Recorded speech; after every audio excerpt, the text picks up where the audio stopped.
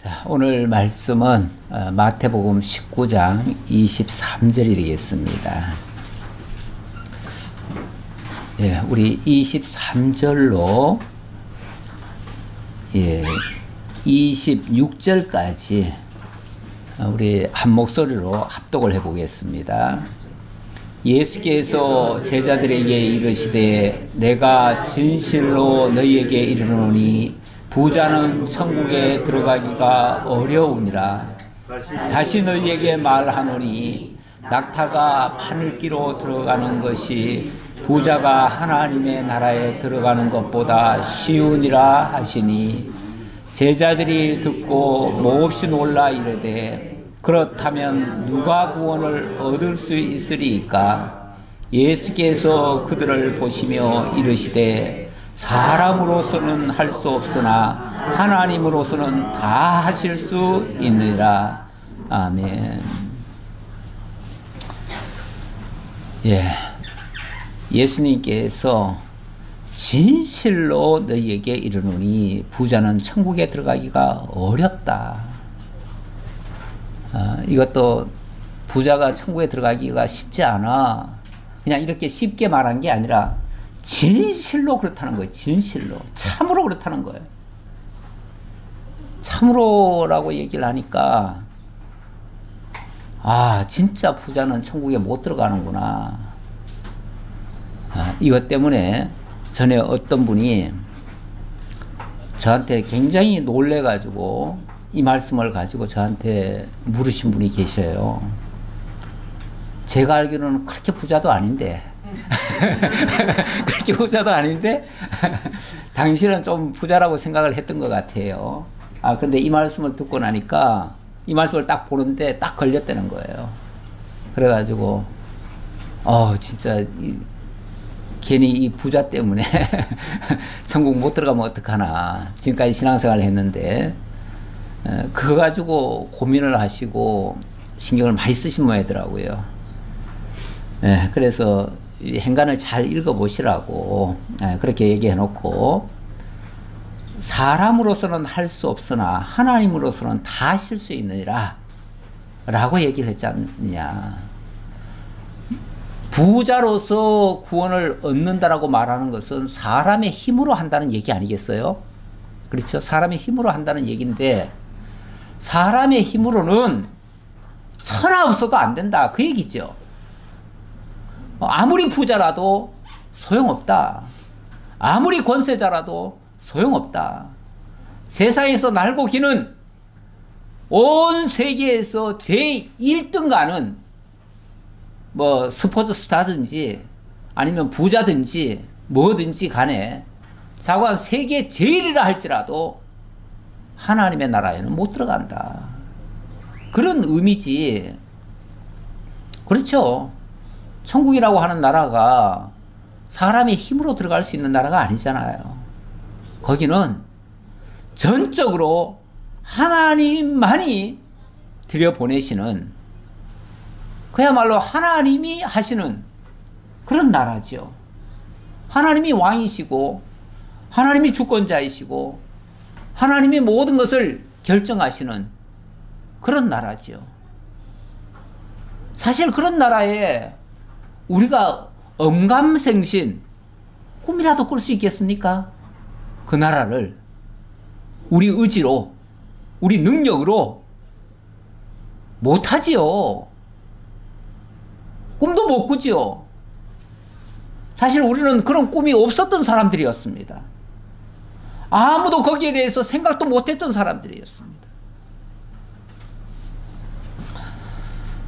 이 말씀을 하게 된 동기가 바로 직전에 한 청년이 왔었죠.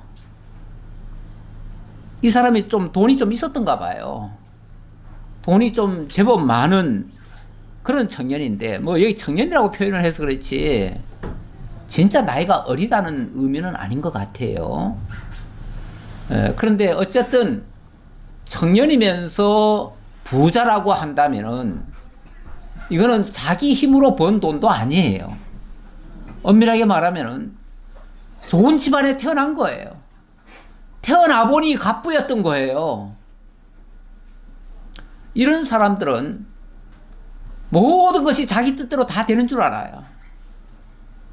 자기가 조금만 잘하면은 대단히 잘하는 줄 알아요. 왜냐하면 고생하면서 뭘 취득한 게 없잖아요. 다 거저 얻은 거잖아요. 태어나 보니 부자였어요.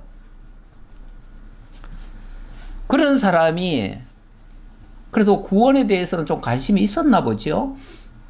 그러니까 예수님께 와가지고 선생님, 내가 무슨 선한 일을 하여야 영생을 얻을까요? 라고 물었어요. 뭐 이런 궁금증이 있는 거는 참 좋은 것 같아요. 어쨌든 그런 궁금증이 하나도 없는 것보다야 궁금증이 있는 게 얼마나 좋겠어요. 모든 문제의 답은 문제를 느끼는 사람에게서 찾을 수 있는 거예요. 그런 사람이 찾을 수 있는 거예요. 문제의식조차 없으면 아무것도 없는 거예요. 근데 대부분의 사람들은 사실은 문제의식조차도 없어요. 그런데 어쨌든 문제의식을 좀 느꼈다는 거는 대단히 좋은 것 같아요. 제가 언젠가 이병철 씨가 죽기 직전에 굉장히 큰 고민이 있었다는 거예요. 그것도 구원에 관해서. 내가 이렇게 많은 재산, 세상에 없는 것 없이 다 확보해 놨는데 과연 내가 이렇게 죽기에는 너무 아깝고, 그러면 이 다음에 정말 소위 말하는 저 세상이라도 있어야 되는데, 그 세상이 정말 좋은 세상에 내가 가야 되는데 과연 내가 갈 수 있을까? 그것 때문에 이병철 씨가 상당히 많은 그 의문을 가지고 있었더라고요. 그러면서 자기 나름대로 문제의식을 적었어요. 그때 그분이 그 문제를 제기한 게 한 20여 가지가 돼요. 정말 사후의 문제가 어떻게 되는 거냐?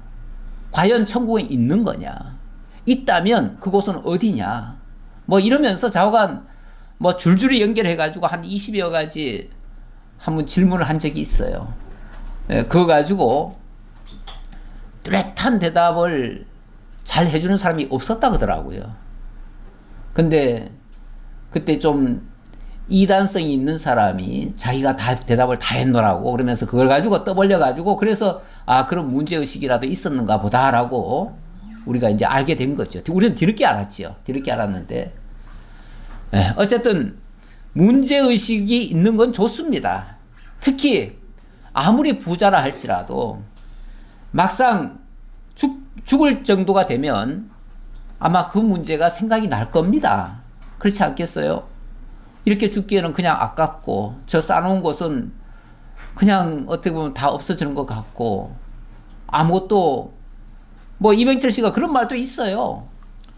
자기가 제일 부러운 게 노동자들이라고. 그 갑부가 노동자를 부러워하다니. 왜 그런가 했더니 말년에 이 위암인가 있어가지고 밥을 제대로 못 먹었대요.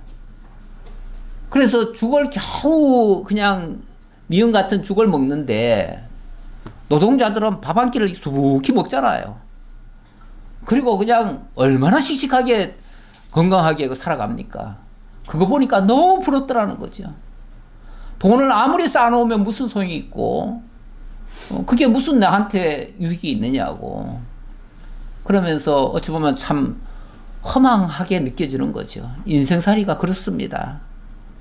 사실 우리가 구원 문제를 제대로 깨닫지 못하면요, 인생 진짜 허망한 겁니다. 그러니까 끝에 가서 조금 생각 있는 사람은 나는 뭘 위해서 살았는가, 참 인생 허망하다, 헛살았다, 이런 말까지도 합니다. 헛살았다. 물론 뭐 스스로 자회하느라고 나는 그래도 잘 살았어 이렇게 말하는 사람도 가끔 있기는 하지만, 그런 사람보다는 후회가 더 많을 겁니다. 대부분 보면은 후회가 더 많을 겁니다. 참 가치를 발견하지 못하면 모든 사람의 끝이 다 이와 같이 될 수 있습니다.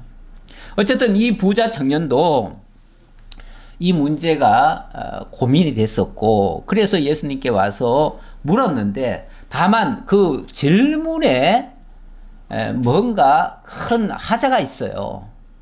질문이 어떠했냐면, 선생님이요, 내가 무슨 선한 일을 하여야 영생을 얻으리까? 이렇게 물었어요. 자기가 무슨 선한 일을 해야만 영생을 얻는다. 다시 말하면 내가 무엇을 해야만 구원을 얻는다. 이렇게 생각을 했다 그 말이에요. 이거는 문제 제기가 좀 잘못됐지요. 잘못됐는데 어쨌든 그가 아는 지식이 그거니까. 이 사람은 일종의 율법을 맹종하는 사람이에요. 율법으로 구원을 얻는다라고 생각하는 사람이에요. 그러니까 예수님께서 계명들을 지켜라 그랬더니 무슨 계명을 지키면 되겠습니까? 이런 계명이 있지 않느냐 그러니까, 아, 그런 건 제가 어려서부터 다 지켰지요. 이렇게 얘기를 했습니다. 그랬을 때 예수님께서 네가 어려서부터 다 지켰다면 너의 전 재산 다 팔아다가 다 나눠주고 그리고 나를 따르라 그랬어요. 그러니까 이 친구가 고민이 돼가지고 그냥 가버렸다는 거 아닙니까? 도저히 그거는 할 수 없어. 어떻게 이게 이룩한 재산인데 이걸 어떻게 나눠줘요? 어떻게 나눠줘요? 이 정말 피 같은 내 돈을 어떻게 나눠줘요? 그래서 근심하며 가버렸다. 결국 이 사람은 그 물질 하나를 못 내려놨어요. 물질 하나를. 물질이 어찌 보면 천국에서 봐서는 가장 가치 없는 건데, 물론 이 땅에서는 가치가 있어요. 이 땅에서는 돈만 있으면 뭐든지 할 수 있잖아요. 그래서 돈이 최고다라고 하잖아요. 그런데 천국에서는 아무것도 할 수 없는 게 그야말로 돈이고 권력이고 힘이고 그런 것들이에요. 천국에는 다 소용없는 것들인데 어쨌든 이 땅에서는 가치 있는 거, 그거를 못 내려놓으니까 천국에는 합당치 않는 거죠. 그래서 부자는 천국에 들어가기가 참 어렵다라고 얘기를 했어요. 우리 주님께서. 그랬더니 이번에는 제자들이 더 깜짝 놀라네요. 제자들이 더 깜짝 놀래요. 예수님이 이렇게 말씀하셨죠. 부자는 천국에 들어가기가 어려우니라. 내가 다시 너희에게 말하노니 낙타가 바늘기로 들어가는 것이 부자가 하나님의 나라에 들어가는 것보다 쉬우니라. 예수님이 비유를 아주 자극적으로 하셨어요. 낙타가 바늘기로 들어갈 수 있습니까? 불가능이죠. 불가능인데 부자가 하나님 나라 들어가기보다는 그게 훨씬 더 쉽다. 그러면은 부자는 천국에 못 들어간다는 얘기를 지금 이렇게 강조하신 얘기죠. 물론 이 얘기가 진짜 부자는 천국에 못 들어갈까요? 그런 의미로 또 얘기하는 건 또 아니죠. 그런 얘기는 아니에요. 예, 어쨌든 이 말 자체는 사람으로서는 불가능하다는 걸 얘기하는 말씀입니다. 부자 출입 금지, 천국에, 천국 입구에 부자 출입 금지를 시켜놨습니까? 그거는 아니에요. 그리고 부자라고 하면 누가 부자입니까? 얼마만큼 있으면 부자입니까? 경제적으로, 돈으로 따져서. 한 10억 넘으면 부자입니까? 예, 전에는 10억 넘으면 부자라고도 했는데 요즘은 10억 뭐 그렇게 뭐 부자로 치지도 않습니다. 예, 웬만큼 요즘은 하면은 10억 가질 수 있어요. 물론 우리한테는 다 꿈 같은 얘기지만 예, 그래도 10억 정도는 너무 흔합니다. 그런 시대에 뭐 어느 정도 가지고 부자라고 말하겠습니까?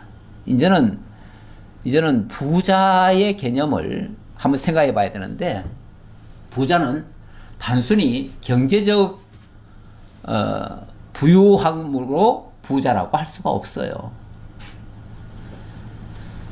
예, 그래서 부자의 개념부터 좀 바꿔야 되고요. 누가 부자냐부터 다시 한번 생각해 봐야 되고요.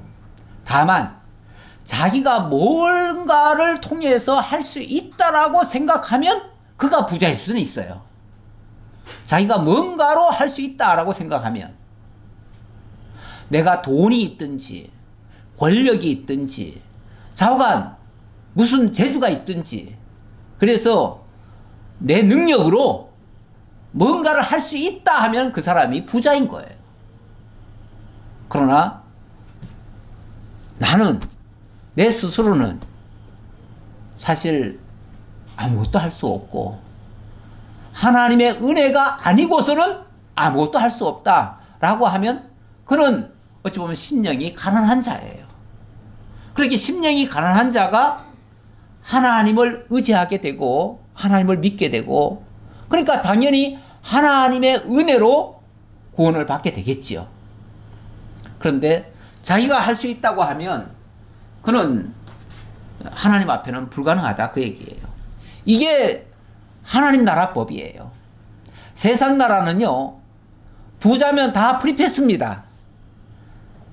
부자들은요 세계적인 갑부나 이런 사람들은요 공항을 가도 프리패스예요.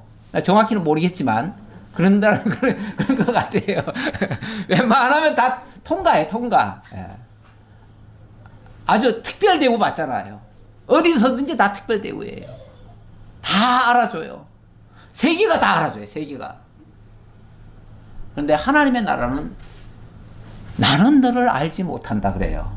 하나님은 알지 못하는 곳이에요. 그 대표적인 사례가 그 부자와 나사로에서 나오잖아요.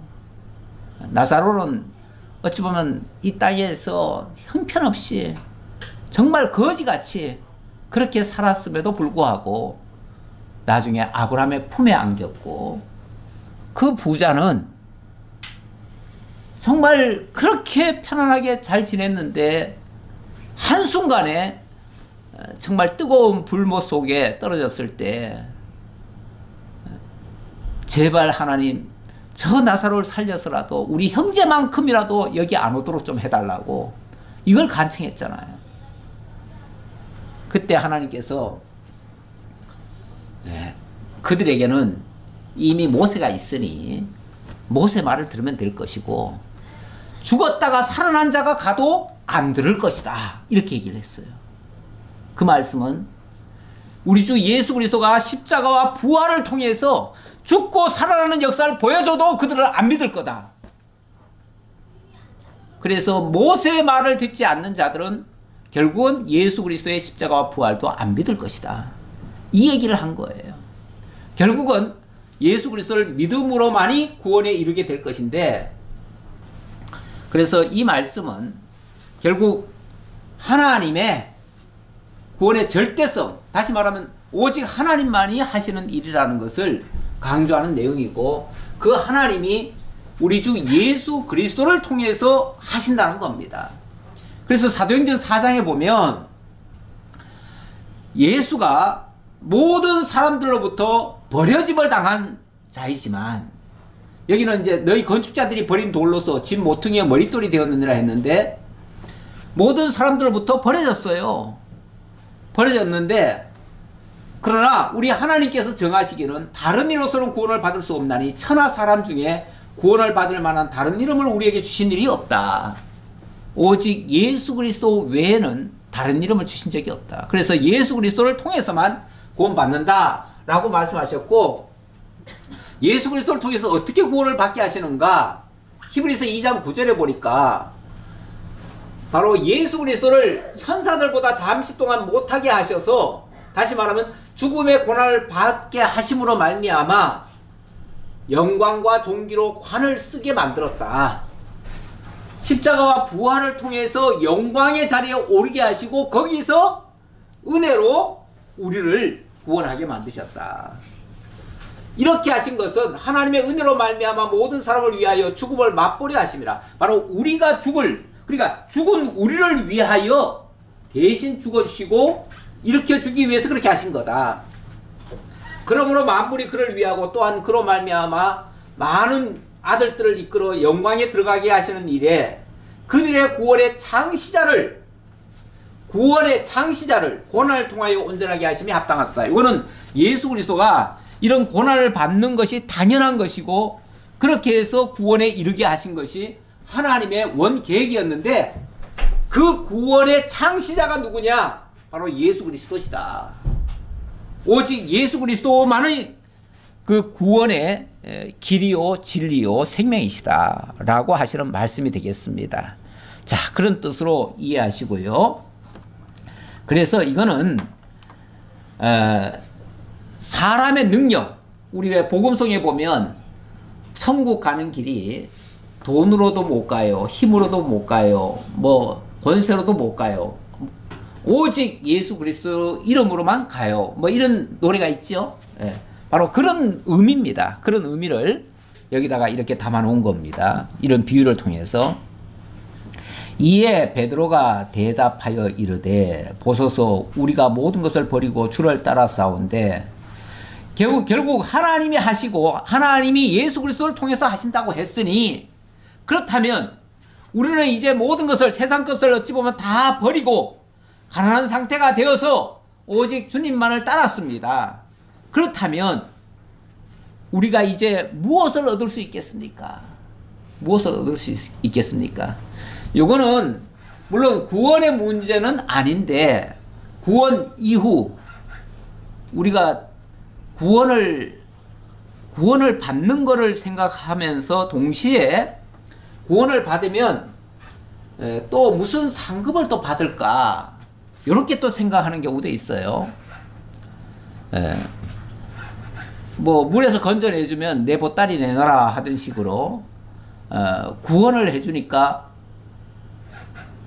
뭘 또 상급을 주시겠습니까? 이렇게 또 손 내미는 꼴이에요. 지금 물론 이거는 제자들이 물은 건데, 자 그러면은 우리 하나님이 구원해 주신다는 건 알겠습니다. 그러면 천국 가면 뭘 또 받는데요? 뭐가 좋은데요? 뭐 이런 의미겠죠. 그래서 우리가 무엇을 얻으리까라고 했는데 이거는 상급을 생각한 겁니다. 상급을. 예수께서 이르시되 내가 진실로 너희에게 이르노니 세상이 새롭게 되어 인자가 자기 영광의 보좌에 앉을 때에 나를 따르는 너희도 12 보좌에 앉아 이스라엘 12지파를 심판하리라. 심판하리라. 예, 요거를 또 문자 그대로 또 이해하시는 분들도 있어요. 문자 그대로 이해해버리면 이제 새로운 하나님의 나라로 완성이 되어지면 그때 자기가 12 보좌에 앉아가지고 12지파를 다스리게 될 것이다.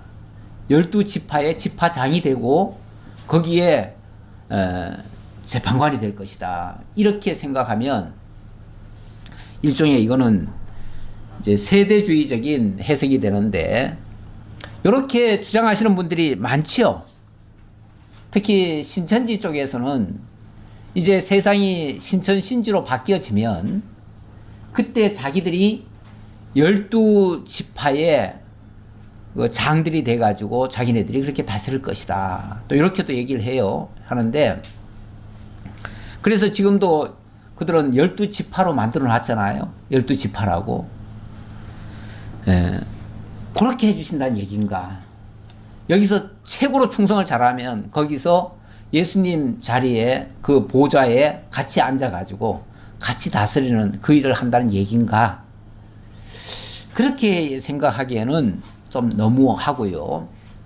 그러나 우리 하나님께서 일단은 그 상급이 뭔지부터 먼저 생각을 해봐야 되는데, 자, 그거 조금 더 읽어보고 설명합시다.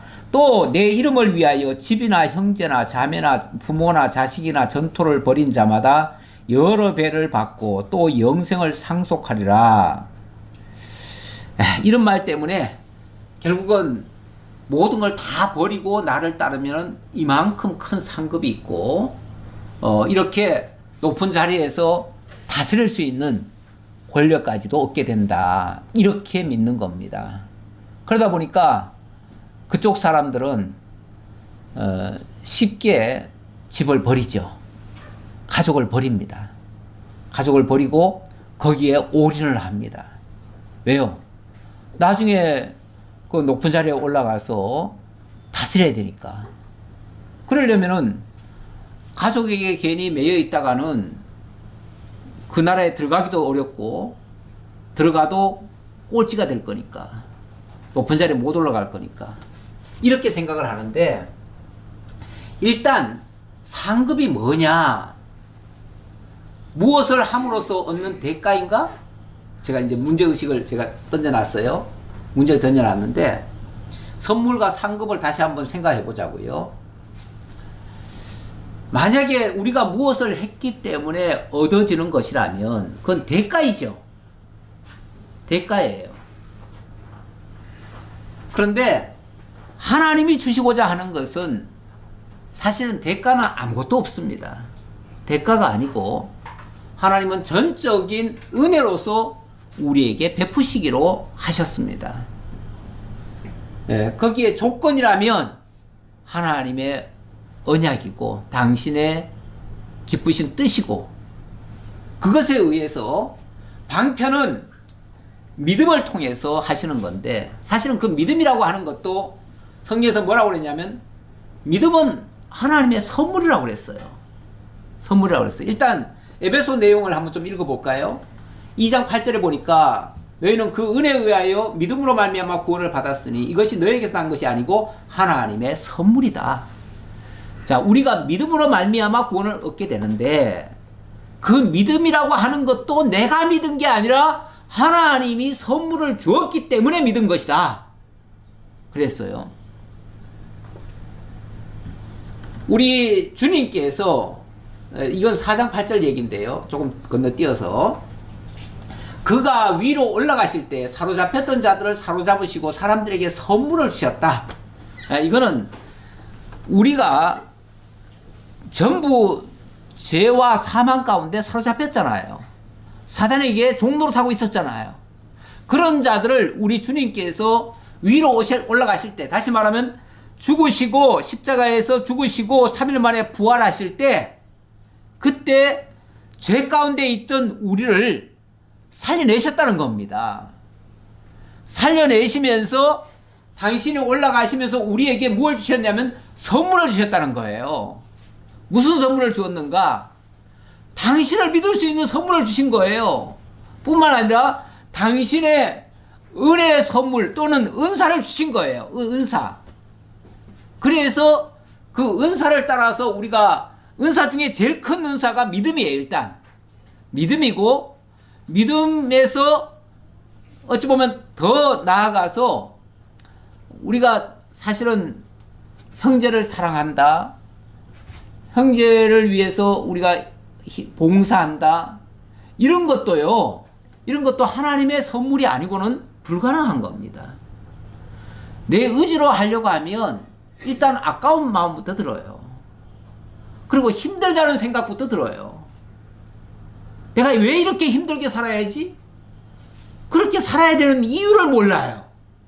그런데 하나님의 은혜를 깨닫게 되어지면 내가 받은 은혜가 너무 커서 그 은혜에 감사하는 마음으로 정말 보답하는 양, 뭐 실제 보답은 안 되겠지만 그런 마음이라도 있기 때문에 내가 받은 거에 비하면 지극히 적은 것이지만 나도 이렇게 베풀겠습니다. 라는 생각이 드는 거죠.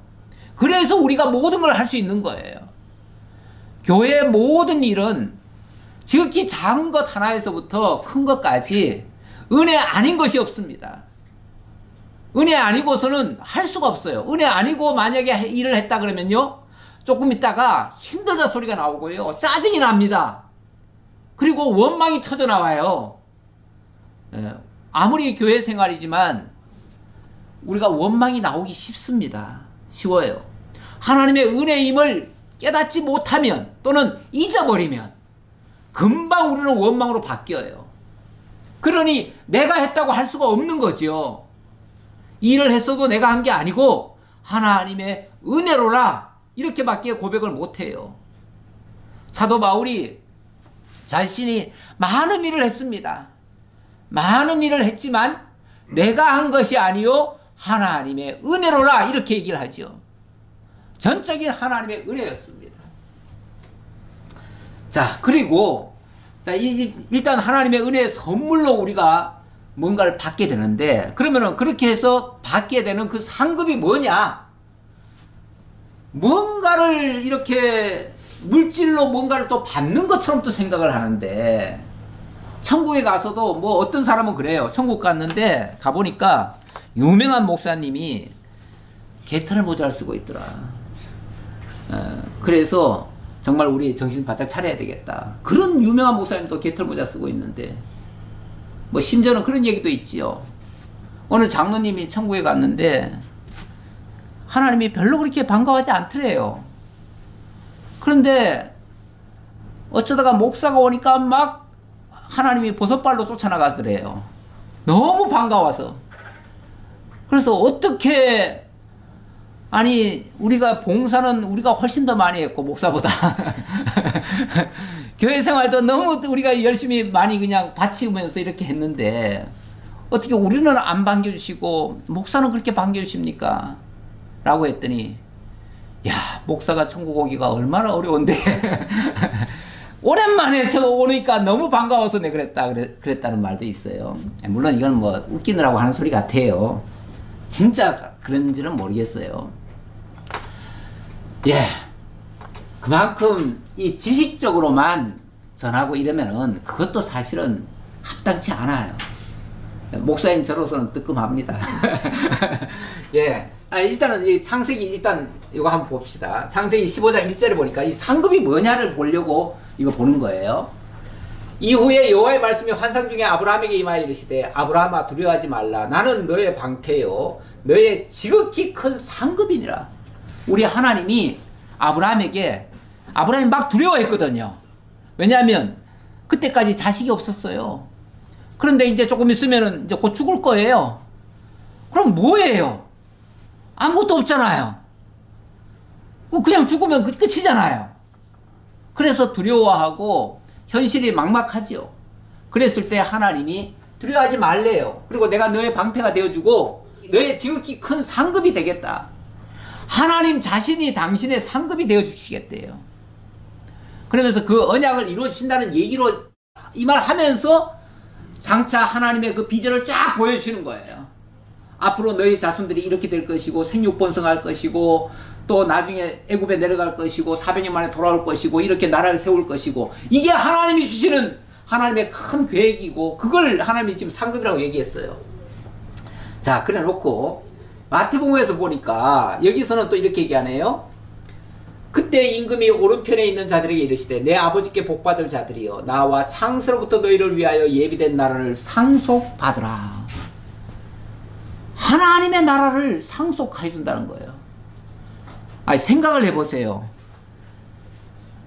어떤 물품을 이렇게 하나 받는 것과 아예 통째로 그 나라를 다 줘버리는 것과 어느 게 더 큰 상급입니까? 상급이라고 따진다면. 아니, 나라를 통째로 받는 것보다 더 큰 상급이 어디 있습니까? 그 나라 안에 들어가면 모든 필요한 것은 다 있지 않겠어요?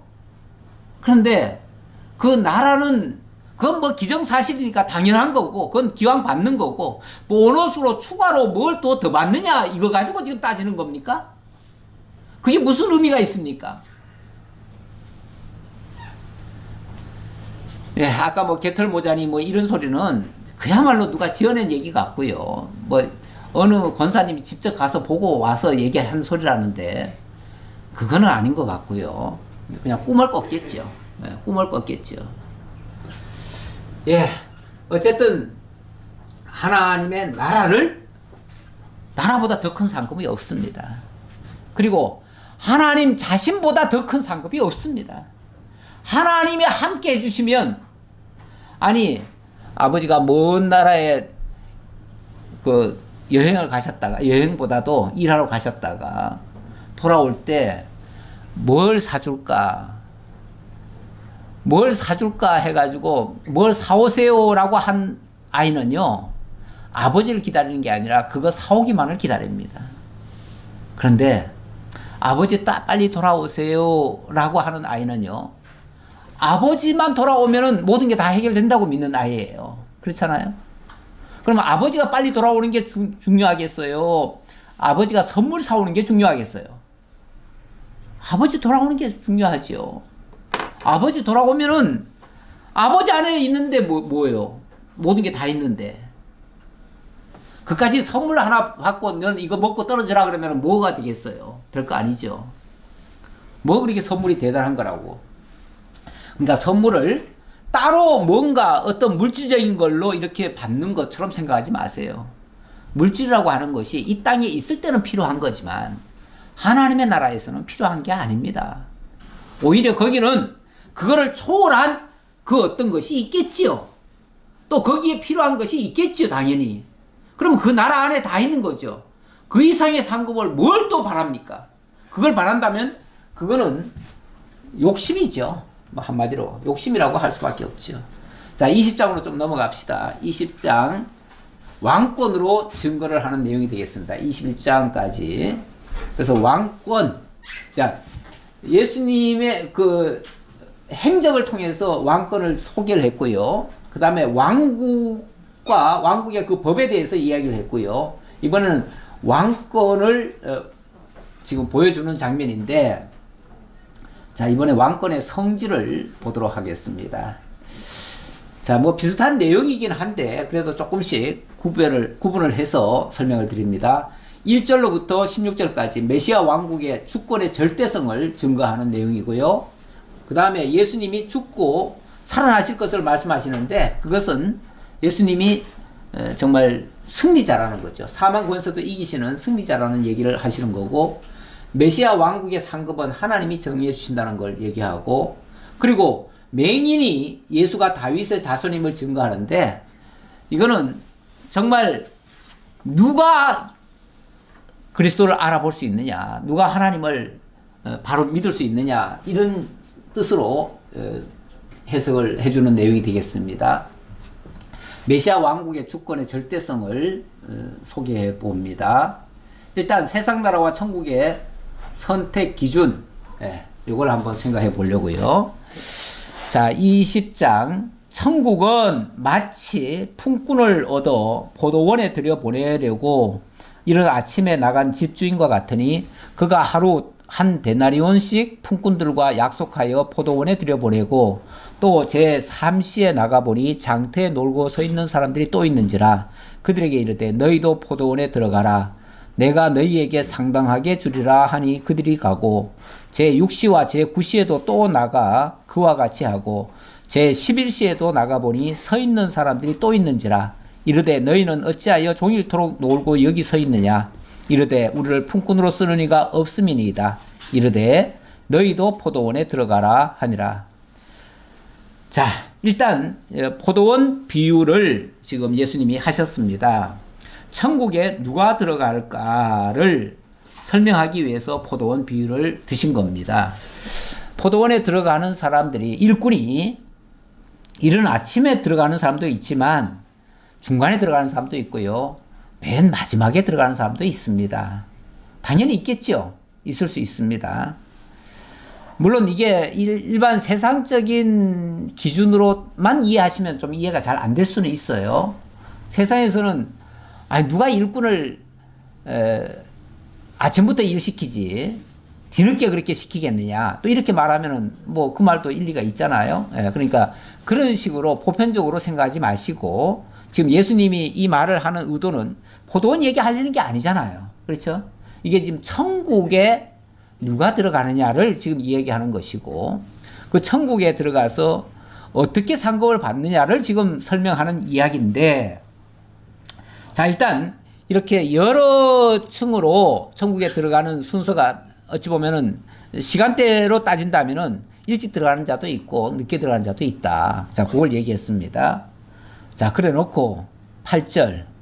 저물매 포도원 주인이 정직이에게 이르되 품꾼들을 불러 나중 온 자로부터 시작하여 먼저 온 자까지 싹을 주라 하니, 제 11시에 온 자들이 와서 한 데나리온씩을 받거늘 먼저 온 자들이 와서 더 받을 줄 알았더니 그들도 한 데나리온씩 받은지라.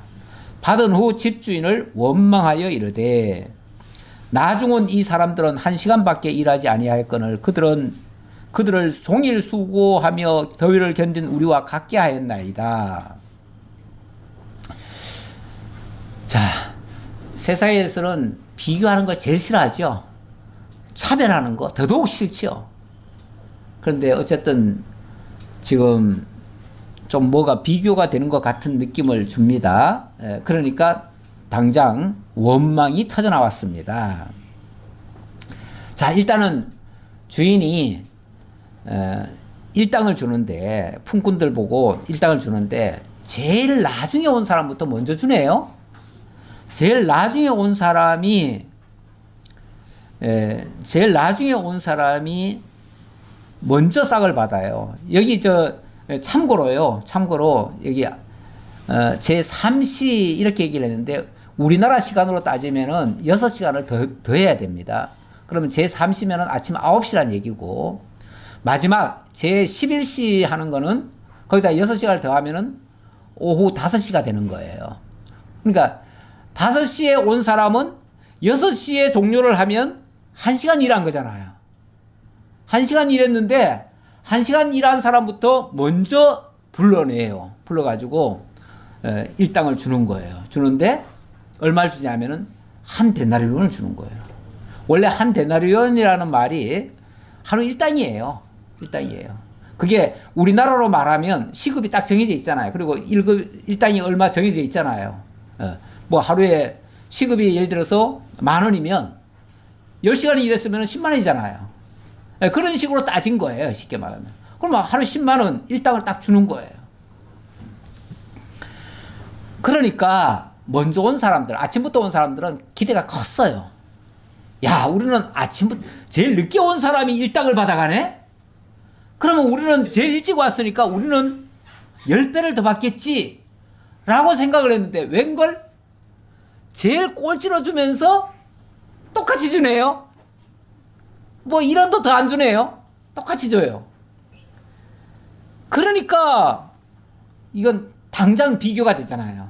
앞에 거하고 비교를 해보니까 내가 억울하다. 나는 아침부터 종일 정말 땀을 흘리면서 수고를 했는데 나는 조금밖에 못 받네. 상대적으로 조금 받는 거죠. 사실은 조금 받는 겁니까? 사실은 일당 받는 거잖아요. 일당이라고 하는 거는 주인이 그 노동자와 계약한 거예요. 네가 오늘 일하면 내가 일당 주겠다. 딴 거 얘기한 게 아니라 일당 주겠다 그랬어. 일당 주겠다 했는데, 그런데 1시간 일했어도 일당을 줬고 10시간 일했어도 일당을 줬을 뿐이에요. 그러면 주인이 잘못한 거예요? 주인은 약속대로 준 거예요. 약속대로 줬는데 어쨌든 그걸 받는 자들의 입장에서 봤을 때는 그것도 자기만 생각하면 당연히 받을 거 받은 거였으니까 원망할 거 없어요. 하지만 상대를 해보니까, 비교를 하니까 상대적 이게 빈곤감을 느끼는 거죠.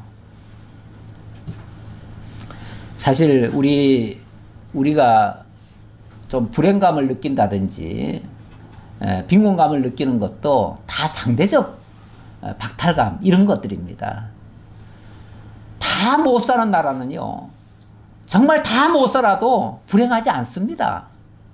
남들도 다 그렇게 사는데 뭐 전혀 불행하지 않아요. 남들 죽 먹을 때 밥만 먹어도 감사해요. 그렇죠? 감사해요. 예. 그런데 그냥 남들은 호텔에 가서 먹는데 나는 집에서 라면 끓여 먹으려니까 힘들죠. 이게 상대적 박탈감에 의해서죠. 그런데 이 세상은 그런 식으로 많이 비교를 합니다. 그러나 하나님의 나라는 그렇지 않다는 걸 설명하려고 이렇게 얘기한 겁니다. 주인이 그 중에 한 사람이 대답하여 이르되 친구여 내가 너에게 잘못한 것이 없노라.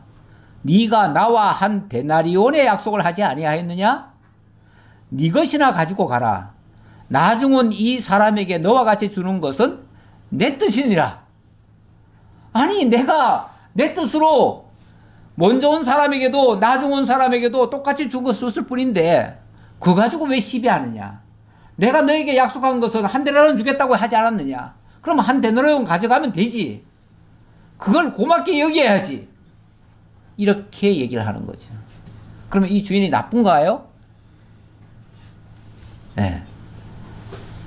내 것을 가지고 내 뜻대로 할 것이 아니냐. 내가 선함으로 네가 악하게 보느냐. 어찌 보면 맨 마지막에 온 사람에게 일당을 준 것은 이 주인이 엄청난 은혜를 베푼 거죠. 주인이 엄청 선한 일을 한 거죠. 제일 먼저 온 사람에게는 그럼 선한 일을 안 한 건가요? 일단 써준 것만 해도 고마운 거 아니에요? 왜냐하면 일할 거리가 없는데, 앞에서 그런 소리 했어요. 일할 거리가 없는데, 일할 거리가 없는데 장터에 놀고 있는 사람들한테 한 거잖아요. 그렇죠? 일할 거리가 없어가지고 놀고 있는 사람에게 너 일해라. 그러면 내가 한 데나리온 주겠다. 라고 한 거잖아요. 그러면 그것도 엄청난 은혜 아니에요? 그런데 왜 불만이죠?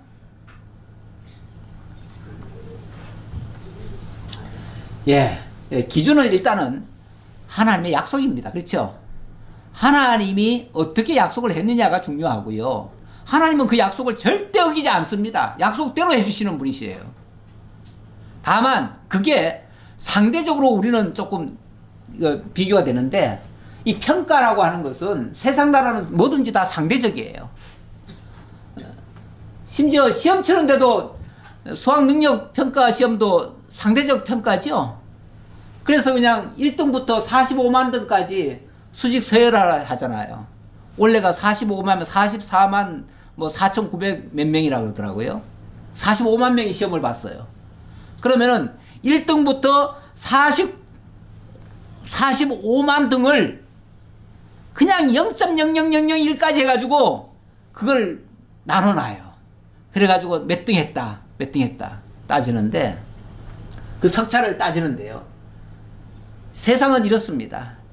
세상은 조금 공부 잘한다는 이유로 이렇게 높여주고, 조금 일 더 잘한다는 이유로 이렇게 부자 되고, 조금 덜 좋다는 얘기로 완전히 사람 묵살하고 그냥 예외를 시켜버리고 내쫓아버리고 이렇습니다. 근데 우리 하나님의 나라는 절대적 기준입니다. 상대적 평가가 아니에요. 절대적 평가예요. 절대평가예요. 절대평가. 그래서 어찌 보면 단순해요. 하나님의 약속대로 해주시는 거예요. 거기에 이의 제기할 수 없습니다. 모든 게 다 은혜입니다. 그야말로 처음에 온 사람도 은혜였고요, 마지막에 온 사람도 은혜였어요. 그런데 여기 끝에 심상치 않은 말씀을 또 한마디 더 하십니다. 이와 같이 나중된 자로서 먼저 되고 먼저 된 자로서 나중되리라. 먼저 왔다고 만약에 불만을 가진다면 그 사람이 뭐가 될까요? 그 사람이 나중될 수도 있어요. 나중 왔지만 하나님이 먼저 상을 베푸시고 또 드릴 수도 있어요. 근데 어찌 보면 오늘 우리를 생각해 봅시다. 오늘날 우리, 그리고 저 유대인들을 생각해 봅시다. 유대인들은 가장 먼저 하나님을 만났던 사람들이에요. 하나님의 약속을 받았던 사람들이에요. 그들이 먼저 된 자들 아닙니까? 먼저 된 자였죠. 그런데 어느 날부터 원망하기 시작합니다. 불평 불만이 보통이 아닙니다. 그러다가 결국은 자기네들을 구원하러 온 예수를 잡아 죽여버려요. 그리고는 하나님을 떠나버려요. 근데 우리는 장터에서 놀고 있다가 그것도 마지막 순간에 오후 5시에 우리는 부름 받아가지고 일을 해도 겨우 1시간 했을 뿐인데 우리 예수 믿고 얼마나 많은 일을 하셨습니까? 기껏 한 게 예수 믿은 것밖에 없어요. 우리 한 거라고는 그거밖에 없어요. 그런데 우리 보고 하나님의 나라를 상속받으래요. 이 나라가 다 네 나라라는 거예요. 어마어마한 은혜 받은 거 아닙니까? 그러니까 이방인인 우리가 나중이었지만 먼저 돼버리고, 저 유대인들은 먼저 된 자들이지만 그들이 다 버림받았다가 이방인들의 구원이 다 차면은 그 다음에 이제 나중에 아마 회개하고 돌아올 거예요. 지금은 유대인들이 예수 안 믿습니다. 지금 유대인들은 하나님 안 믿어요. 이런 세상이 돼버렸습니다. 결국은 나중된 자가 먼저 되고 먼저 된 자가 나중될 것이다 했는데 실제로 이방인들이 먼저 돼버리고 유대인들이 나중되는 이런 역사가 일어났습니다. 예, 이거는 이렇게 하시는 하나님의 그 구원의 방식이 너무 신기하고 또 어찌 보면 지혜롭고 그래요. 11장 가져왔는데요. 그러므로 내가 말하노니 그들이 넘어지기까지 실족하였느냐? 그럴 수 없느니라. 그들이 넘어짐으로 구원이 이방인에게 이르러 이스라엘로 시기나게 함이니라. 야, 유대인들이 결국 넘어졌는데 왜 넘어졌느냐? 원망하다가 넘어진 거예요. 왜 이방인들을 위하냐? 우리를 위해야지. 이러다가 했는데, 그러나 우리 하나님이 이렇게 사람을 부르시는 이 방식이 잘못됐느냐? 그렇지 않다는 거죠. 하나님의 은사와 부르시면 후회하심이 없느니라. 한 번도 하나님은 실패한 적이 없어요. 실수하지 않아요. 하나님이 모든 사람을 순종하지 않은 가운데 가두어두시면 모든 사람이 긍휼을 베풀려 하심이로다. 깊도다 하나님의 지혜와 지식의 풍성함이요. 이렇게 하시는 것이 하나님의 지혜다 라는 말씀입니다. 기도하겠습니다. 아버지 하나님 감사합니다. 오늘도 하나님 나라의 절대성, 구원의 절대자가 우리 주 하나님이심을 다시 한번 깨닫고, 정말 하나님의 손에 의해서 하나님의 은혜로 말미암아 모든 것이 이루어짐을 다시 한번 깨달았습니다. 우리 힘으로 하려고 했던 모든 어리석은 생각들 다 내려놓게 하시고 참으로 하나님의 은혜 안에 저희들이 거하기를 원합니다. 내 힘으로 뭘 하려고 하지 아니하고 하나님의 인도 따라 하기를 원합니다. 함께해 주옵소서. 올해도 주님께서 은혜 중에 지금까지 붙들어 주신 것 너무나 감사하고 예수님 이름으로 기도하옵나이다. 아멘.